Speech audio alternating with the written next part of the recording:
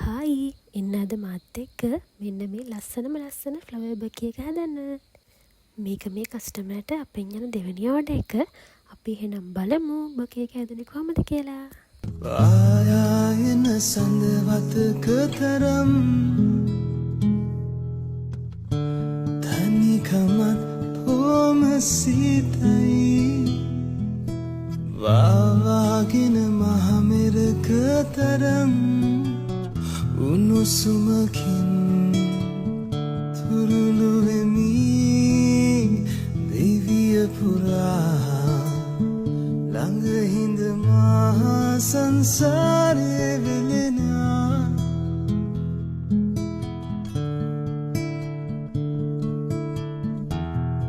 මගේ කෝලන්ටිය බැලුවට thank you ඔයාලට. දැන් එහෙනම් අපි මුලින් නම් බකි එක හදන්න පටන් ගමු. ඉස්සෙල්ලාම අපිට පෙටල්ස් ටික හදාගන්න තමයි තියෙන්නේ. ළඟ හිඳිමි ආයන සඳවතක තරම්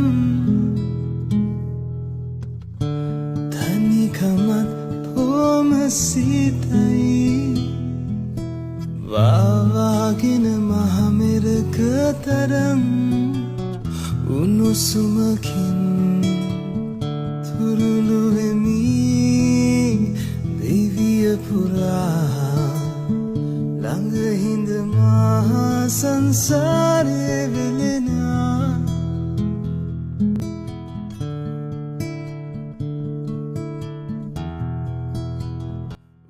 දැන් මේ පෙටල්ස් ටිකයි ලියුස් ටිකයි අලවගත්තට පස්සේ හැදුන රෝස් ෆ්ලවර් එක තමයි මේ. සසර පුරා ළඟ හිඳිමි මම මේ වගේ රෝසස් 15ක් බොකි එකට හදාගත්තා. තනිකමත් පොම සීතයි මේ වගේ තව බඩ්ස් ටිකකුත් එකතු කරගත්තම අපිට බොකි එක තව ගොඩක් ලස්සන කරගන්න පුළුවන්. පුරුළු වෙමි දිවිය පුරා ළඟ හිඳ මහා සංසාරේ වෙලෙනා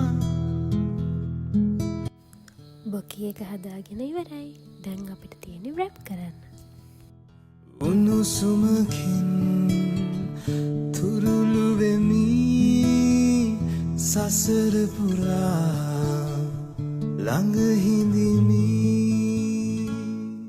ආයන සඳවතක තරම්